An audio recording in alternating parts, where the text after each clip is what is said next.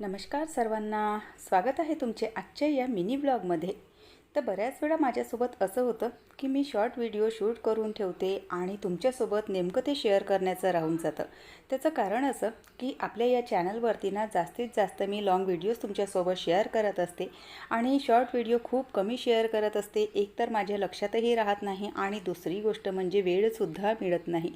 कधी कधी विचार करते की असे कोणते ते लोक असतील जे दिवसातून 4-4, 5-5 शॉर्ट शेअर करतात, लाँग व्हिडिओसुद्धा शेअर करतात. कुठून इतका वेळ आणतात आणि काय आणतात? पण म्हटलं असू द्या, प्रत्येकाचं आपापलं रुटीन असतं आणि प्रत्येकाचे जे कामं आहेत तर ते वेगवेगळे असतात.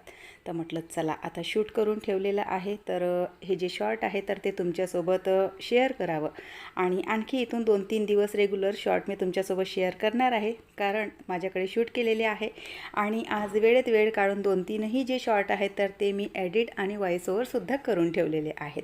तर चला असो, मस्त छान असे मुलांना ना आलूचे पराठे खायचे होते. तर त्यांच्यासाठी इथे जे आलूचे पराठे आहेत तर ते मी मस्त बनवायला घेतले.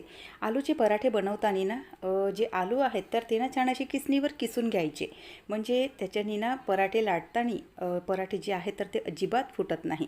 मस्त छान असे पराठे खाल्ले आणि आजचा आठवडी बाजारसुद्धा होता.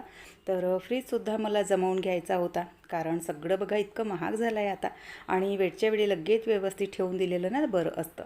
तर सगळा फ्रीजसुद्धा जमवून घेतला आणि दुसऱ्या दिवशीची सुट्टी होती तर इडलीचं बॅटरसुद्धा रेडी करून घेतलं.